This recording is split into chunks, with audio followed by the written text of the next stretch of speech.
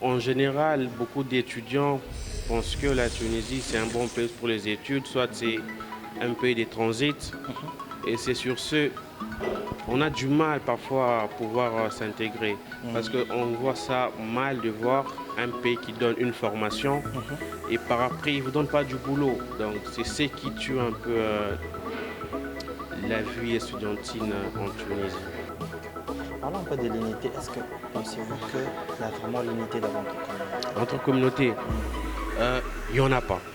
Ça, c'est ce qui est vrai. Je suis sincère, il n'y en a pas. Du point de vue d'autres communautaires, n'ont pas eu de l'aide de la communauté. Tu es là en tant que président, c'est pour les communautaires. En cas de problème, c'est toi la première personne qu'on voit à la tête d'une communauté.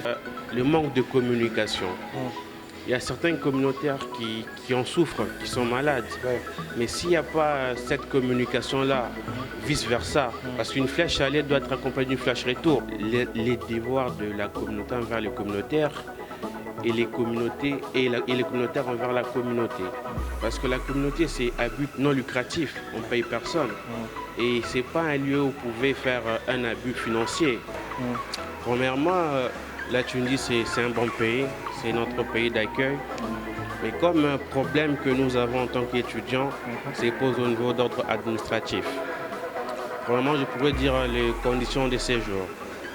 Nous avons tant de difficultés pour obtenir nos papiers de séjour. Il y a trop de tracasseries.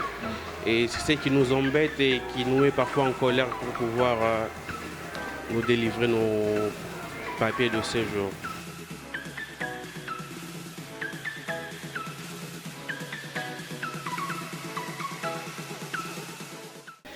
Bonjour, bonsoir, ça dépendra bien sûr de l'ère à laquelle vous allez nous suivre partout là où vous êtes. Le plaisir est tellement partagé de savoir que vous êtes tellement nombreux devant vos postes téléviseurs, devant vos téléphones portables, devant vos PC. Nous vous disons vraiment un grand merci d'avoir choisi Chaldi TV. Chaldi TV, une chaîne qui a été proposée pour vous, chers internautes, pour nous faire découvrir tout ce qui se passe dans le monde, précisément ici en Tunisie. Et avant d'abord de commencer, je vais d'abord vous souhaiter bonne année 2021, de meilleures choses. Nous savons que cette année 2020, il y a eu trop de choses, surtout la Covid et tout. Mais en 2021, nous vous souhaitons vraiment nos vœux de meilleurs et de bonnes choses à vous. Moi, c'est Chadra Kabeya, votre présentateur. Et avant de commencer, j'allais dire un grand merci à tous ceux-là qui sont derrière la caméra, à toute la grande équipe de Chaldi TV, dont je vois Jemir Alas et Landry. Donc nous vous disons un grand merci. Et aujourd'hui, Chaldi TV a le réel plaisir de recevoir pour vous un jeune étudiant congolais en Tunisie. Il s'appelle Gloire Moussinde et c'est un candidat malheureux de la précédente élection de la communauté congolaise ici en Tunisie. Et aujourd'hui, on va essayer de parler de ce qui se passe ici dans notre communauté. Et je vais les présenter. J'aimerais vous-même de pouvoir le découvrir. Sans plus tarder, on va présenter notre invité. Bonjour Gloire. Bonjour Shadrach. Comment vas-tu? Ça va et toi? Ouais, Dieu fait grâce, on est là. Comment se passe la vie en Tunisie? Oui, ça va. À peine arrivé à Tunis, un peu des vacances au pays qui ont pratiquement fait du bien et j'ai profité pour voir la famille et faire aussi un stage. Vu que c'était important aussi de faire un stage, essayer de voir un peu le milieu professionnel au niveau du pays. Et sur ce, j'en profite pour souhaiter au peuple congolais, étudiants en général, africains, subsahariens, un joyeux Noël et meilleurs vœux, toutes les bonnes choses. Nous savons tous que l'année 2020, ça n'a pas été facile pour tout le monde avec le Covid-19 qui a frappé à l'horizon. L'essentiel, nous sommes en vie et nous disons merci à Dieu pour les croyants et nous disons merci à nos frères musulmans aussi. Premièrement, tu dois d'abord te sentir à l'aise. Sens-toi à l'aise, tu es dans notre pays, tu es notre invité. Vous venez de revenir, vous étiez au Congo, vous êtes congolais à la base. Comment avez-vous trouvé le Congo en revenant après tant d'années d'absence dans votre pays d'origine?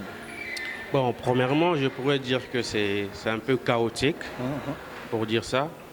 Les infrastructures, n'en parlons pas. Bien que c'est nos dirigeants qui doivent fournir des efforts pour pouvoir arranger aussi notre pays. Mais d'un côté, nous ne devons pas aussi laisser la charge à nos dirigeants. Nous sommes tous citoyens congolais. Nous devons aussi au moins connaître nos droits et nos devoirs pour pouvoir leur faciliter la tâche pour la réalisation de notre beau pays qui aille de l'avant. Je rappelle que vous êtes congolais à la base et vous êtes un candidat malheureux de la précédente élection de la communauté congolaise ici en Tunisie. Avant d'abord d'entamer cette étape, j'aimerais, les téléspectateurs et nous aimerions savoir comment la vie estudiantine ici en Tunisie, étant qu'un étudiant, quelles sont les difficultés que vous rencontrez ici en Tunisie, parce que dans un pays qui n'est pas la vôtre, il y a tant de choses, il y a trop de choses. Comment est la vie estudiantine ici en Tunisie? Bon, la vie estudiantine en Tunisie, c'est un peu compliqué. C'est un couteau à double tranchant. Premièrement, la Tunisie, c'est un bon pays, c'est notre pays d'accueil. Mais comme un problème que nous avons en tant qu'étudiants, c'est posé au niveau d'ordre administratif. Premièrement, je pourrais dire les conditions de séjour. Nous avons tant de difficultés pour obtenir nos papiers de séjour. Il y a trop de tracasseries. Et c'est ce qui nous embête et qui nous met parfois en colère pour pouvoir nous délivrer nos papiers de séjour. Nous avons aussi des pénalités. Et c'est ce qui coince encore le milieu estudiantin parce que la Tunisie est l'un des pays qui offre une meilleure éducation. Et pour, en général, beaucoup d'étudiants pensent que la Tunisie, c'est un bon pays pour les études, soit c'est un pays de transit. Et c'est sur ce, on a du mal parfois à pouvoir s'intégrer. Parce qu'on voit ça mal de voir un pays qui donne une formation et par après, il ne vous donne pas du boulot. Donc c'est ce qui tue un peu la vie estudiantine en Tunisie. Je rappelle que j'avais lu un article dont on parle de la diminution des étudiants ici en Tunisie. Les étudiants congolais, bon, les étudiants en général subsahariens en Tunisie commencent vraiment à diminuer. D'après toi, quelle est la cause au fait de cette fléau qui fait en sorte que les étudiants congolais diminuent? Bon, tout dépend de la conception de tout un chacun. Parce que j'ai lu aussi cet article. Précisément, il n'y a plus beaucoup d'étudiants. Et là, c'est au niveau des autorités tunisiennes compétentes. Ils doivent se poser cette question et pouvoir répondre à cette question.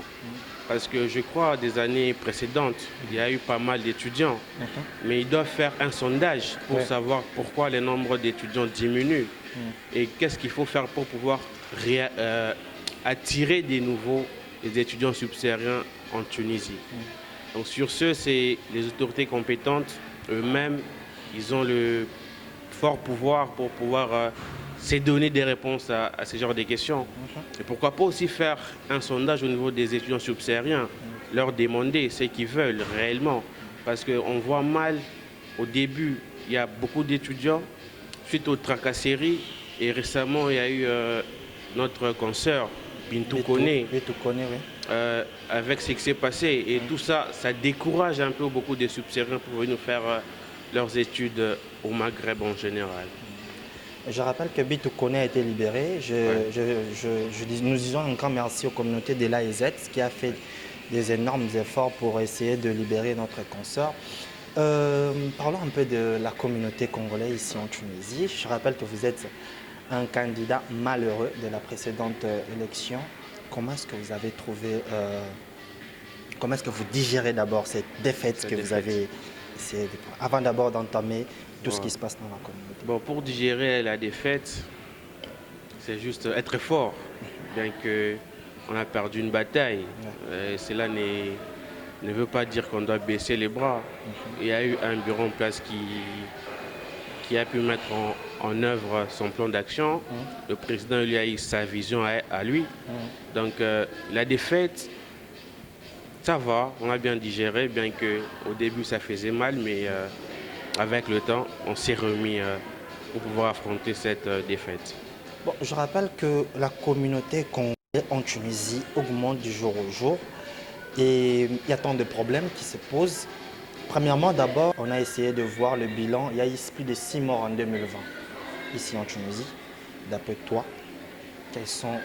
Quel est d'abord le message à lancer aux familles concernées et qu'est-ce qui a causé qu'on puisse avoir autant de morts pendant cette année 2020 ici en Tunisie? Bon, premièrement, j'adresse mes sincères condoléances aux familles éprouvées, bien que ça n'a pas été facile, mais au moins seul Dieu puisse vous consoler, vous donner la paix éternelle. Ok. Bon, sur ce point, la mort est naturelle. C'est Dieu qui donne et c'est lui qui reprend. Bien que chez nous au Congo, on a du mal à accepter cela. Et quand il y a un décès, on pointe du doigt certes X personnes, Y personnes. Nous devons juste comprendre que Dieu veut au moment qu'il veut pour décider s'il veut reprendre et s'il veut donner. Et la cause, je ne dirais pas qu'il n'y a pas une cause, mais probablement c'est aussi le manque de communication. Il y a certains communautaires qui en souffrent, qui sont malades. Ouais. Mais s'il n'y a pas cette communication-là, vice-versa, parce qu'une flèche aller doit être accompagnée d'une flèche retour. Ouais. Oui, si par exemple il y a un communautaire qui est malade et le communautaire appelle la communauté, mais soit la personne qui est chargée de la communication n'arrive pas à atteindre cette personne malade. Et c'est quoi la suite après? Donc personnellement, moi je me dis c'est un manque de communication et il y a une certaine crise de confiance entre la communauté et les communautaires. Donc en gros c'est ça. Merci, Gloire Moussinde. Nous rappelons qu'il y aura des élections qui se tiendra bientôt ici. D'après ce que nous est parvenu, apparemment c'est comme s'il y a une légèreté dans votre communauté, dans notre communauté qui est la nôtre aussi. Il y a une légèreté, il y a une médiocrité sur ce point. Il y a trop de choses qui se passent, qui s'est dit sur votre communauté. D'après toi, quelle est d'abord la cause de cette légèreté? Est-ce que vous, étant que communautaire, vous voyez aussi cette légèreté? Merci pour la question. Pour ne pas dire médiocrité, c'est un peu trop fort. C'est un peu trop fort. Comme je l'ai souligné dans le début, c'est la communication. Parce que beaucoup de gens, beaucoup de nos communautaires veulent un changement, mais nous ne sommes pas encore prêts pour accueillir ces changements. Et il y a le changement, si tu demandais à certains communautaires, ils te diront, si tu leur posais la question de savoir qu'est-ce que vous voulez réellement, quel changement que vous désirez, dans quel secteur, personne ne vous donnera la réponse exacte. Parce que moi, personnellement, je pourrais dire, pour remédier à tout cela, vraiment, c'est réunir tous les communautaires, l'unité. Et savoir, les communautaires doivent savoir les devoirs de la communauté envers les communautaires et les communautés et les communautaires envers la communauté. Parce que la communauté, c'est à but non lucratif, on ne paye personne. Et ce n'est pas un lieu où vous pouvez faire un abus financier. Donc c'est sur ce, c'est l'unité d'abord premièrement et l'amour.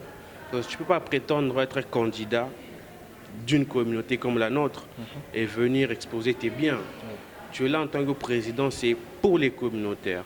En cas de problème, c'est toi la première personne qu'on voit à la tête d'une communauté. Donc en tant que, pour remédier à ce problème, c'est l'unité carrément. Nous devons nous réunir et débattre sur certaines choses pour pouvoir trouver un accord commun pour que notre communauté aille de l'avant. Parlons un peu de l'unité. Est-ce que pensez-vous qu'il y a vraiment l'unité dans votre communauté? Dans notre communauté, il n'y en a pas. Ça, c'est ce qui est vrai. Je suis sincère, il n'y en a pas. Mais si on veut, on peut arriver à être unis et faire quelque chose de grand dans ce pays. Je rappelle que bon, y a ceux-là qui nous suivent partout ailleurs, au Congo et partout dans le monde. Il y a aussi la diaspora qui nous suit. Il y a des questions qui nous parviennent ici. Je suis la Chaldi TV, c'est l'une des miroirs de la communauté congolaise ici en Tunisie. Qu'est-ce qui cause au fait cette manque de l'unité au sein de votre communauté? Ce qui cause le manque de l'unité, c'est l'égocentrisme d'abord premièrement. Nous sommes un peuple un peu égocentrique et chacun veut évoluer en solo. C'est ça le problème. Et si tu demandais à plusieurs communautaires, plusieurs Congolais, ils ne veulent pas des fréquentations congolaises. La majorité veulent toujours le Gabon, le Cameroun. Oui. Le Sénégal. Oui. Donc sur ce, c'est un peu perplexe, je pourrais dire. Oui. Donc pour remédier à ça, c'est juste question de croire d'abord en nous-mêmes. Si nous avons confiance en nous et que nous voulons un changement au sein de notre communauté, on peut y arriver. Ok, merci pour la réponse. Je crois que les communautaires que vous nous suivez, il y a déjà une réponse qui est là. Essayez un peu de ne pas œuvrer en solo et œuvrer ensemble. Donc c'est un peu ça. Je rappelle que vous êtes... est-ce que vous allez encore postuler? C'est ça vraiment la question que les communautaires nous posent. Ah, c'est une très bonne question. On attend d'abord, le bureau actuel dépose leur mandat. Et je vous promets, vous aurez une annonce officielle d'ici peu pour ma candidature officielle. Pour l'instant, vous êtes communautaire. Ouais. Parlons un peu du mandat, de cette mandat. Pensez-vous que... Quel est d'abord le bilan d'après vous? Vous voyez les choses, quel est vraiment le bilan de la commune, de cette... je sais quoi d'abord? Le bureau. Du bureau qui a été mis en place. En fait. Ouais. Bon, premièrement, on dit avant de critiquer quelque chose, il faut être de l'intérieur, il faut être dans le cercle. Bon, personnellement, moi, je dirais, je ne ferai pas trop de commentaires sur le bilan du bureau actuel. Le président a eu sa vision à lui et avec son bureau, ils ont pu faire ce qu'ils ont pu selon leurs moyens parce que la communauté n'a pas aussi d'argent. Et je les félicite pour l'équipe de la communauté. Pour une première fois, au moins, on a remporté la Canest. Donc, c'est l'une des choses positives. Donc, je n'ai pas trop de commentaires par rapport au bilan. Nous attendons juste le dépôt du bilan et c'est aux communautaires de pouvoir juger. Ok, je salue d'abord nos amis de Gospel Production avec notre frère Jordan Makwela et les autres. Je crois que là aussi, il y a une autre communauté qui est en crise, qui se naissent aussi. Je vous encourage et je vous dis vraiment de continuer et que le Seigneur soit vraiment avec vous. Gloire Moussindé. Parlons un peu de cette année, revenons sur cette année 2020, avec ce qui s'est passé comme fléau. Parlons un peu de la Covid-19. Quelle a été l'approche de la communauté aux communautaires pendant cette année, d'après vous? D'après moi, du point de vue d'autres communautaires, n'ont pas eu de l'aide de la communauté. Bon, ça c'est aussi tout à fait logique parce qu'il y a l'AEZ qui est une organisation suprême. Ouais. Je crois qu'il y a eu l'AEZ et l'association ALDA qui ont eu à fournir différents dons par-ci par-là pour distribuer aux étudiants et aux stagiaires. Ouais. Je crois que ce sont eux qui ont pu mener cette démarche pour la distribution des denrées alimentaires aux différents étudiants et stagiaires. Ok. Si ça arrive maintenant que vous deveniez président de la communauté, d'après vous, quelles sont les choses que vous devez apporter à la communauté congolaise en Tunisie? Premièrement, moi, le point où je me base pour apporter un changement, c'est la contribution des communautaires. Parce que s'il y a une caisse d'épargne, bien qu'on ne peut pas satisfaire tout le monde, on pourrait atteindre une majorité des communautaires en difficulté. Vous savez même, le statut stipule de 2 dinars symboliques chaque 2 semaines après. Et si on met des stratégies pour pouvoir récolter chaque semaine, chaque 2 semaines, ces 2 dinars, on pourra pallier aux différents problèmes de nos communautaires en urgence. Ça, c'est le premier point. Et le deuxième point, c'est pouvoir réunir tout le monde, discuter, dialoguer, demander aux communautaires ce que les communautaires veulent pour que la communauté aille de l'avant. C'est vraiment important pour ça. Et on doit savoir leur point de vue, leurs opinions, pour pouvoir remédier aux différents problèmes qui posent notre communauté en danger. Et troisièmement, nous avons des jeunes talents tu brilles presque seul, non pas un soutien, soit la visibilité. Ouais. Sur ce point, je vais apporter quelque chose parce que je serai ouvert à tout le monde, tout jeune talent qui veut de la visibilité. Ouais. Moi et le bureau qui sera élu et mon équipe, on trouvera quelque chose comme solution pour apporter à ce problème. Ok, merci. Je crois que ça fait partie de votre plan d'action, c'est ça? Ouais. On ne veut pas vraiment trop en parler, mais vous avez au moins écouté, c'est que le nouveau président, moi déjà, je vous souhaite déjà, parce que moi, je ne sais pas, mais je vous souhaite déjà le meilleur. Je sais que ça va aller. Non, Gloire, nous commençons déjà à chuter. Ouais. Je crois que la question est déjà posée, mais j'aimerais la poser d'une autre manière. Comment est-ce que vous pensez changer, hein, changer vraiment cette communauté, pas vraiment sur votre plan d'action, mais sur le plan mentalité, et essayer un peu de, comme vous avez dit, qu'il y a d'autres Congolais qui aiment bien s'approcher que avec les Gabonais et tout. D'après vous, quels sont les mécanismes à faire en fait pour réunir tous ces Congolais, essayer un peu d'être avec cette unité que vous venez de parler? Oui, pour réunir, pour pallier à ce problème, c'est juste avoir vraiment l'amour du prochain. Si nous nous aimons, on peut remédier à ce problème. Et pour combattre, parce qu'il y a d'autres personnes qui disent que si tu es en contact avec un Congolais, il va te manquer du respect. Donc tout cela joue sur le mental et sur la psychologie. Et tu verras de nouveaux étudiants qui arrivent, ils se méfient de s'intégrer. Voilà. Et pourtant, la communauté est là pour intégrer tout le monde. Si tous les nouveaux venus arrivaient à s'intégrer au sein de la communauté et qu'ils sont au courant de différents devoirs et différents droits de la communauté envers les communautaires, tu verras, il y aura une certaine fraternité et qu'on pourra pallier aux différents soucis auxquels nous nous confrontons actuellement. Et vous savez, il y a beaucoup de gens qui se disent être arnaqués, escroqués. Surtout ça. Surtout ça, oui. Mais si nous nous unissons et que nous tous, nous dénonçons ce mal, tu verras, il n'y aura plus genre des escroqueries. Quelqu'un vient, non, voilà, tu vas étudier à l'université, mais par contre, il est dans un centre de formation. Et pourtant, c'est beaucoup d'argent que les parents dépensent. Mais si nous sommes unis, tous comme une seule personne, et nous dénonçons cela, et tu verras que ce problème prendra fin. C'est juste une question d'amour et d'unité.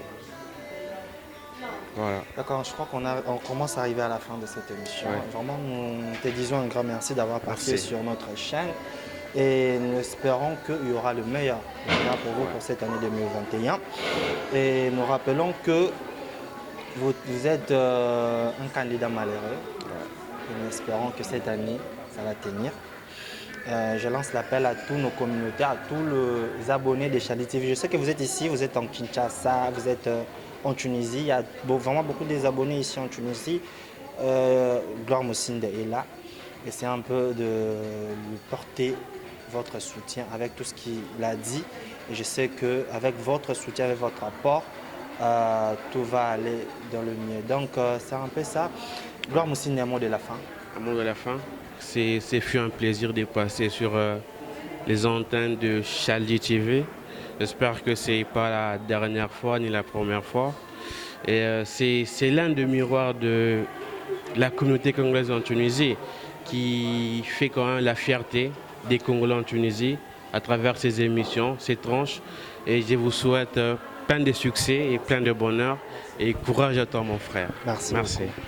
Donc voilà, nous sommes arrivés à la fin de cette émission. Nous vous disons vraiment un grand merci d'avoir choisi, d'avoir suivi cette émission et d'avoir choisi Chali TV. Nous vous demandons de vous abonner, surtout sur nos antennes Facebook, YouTube. S'il vous plaît, abonnez-vous massivement. Ça nous reste que 120 pour qu'on puisse atteindre le 1000 abonnés. Je vous demande de vous abonner. Surtout vous, ceux-là qui sont ici en Tunisie. Abonnez-vous et n'oubliez pas de liker et de partager nos émissions. Donc, c'est un peu ça. Nous vous disons vraiment un grand merci. Bye. À la prochaine. Super.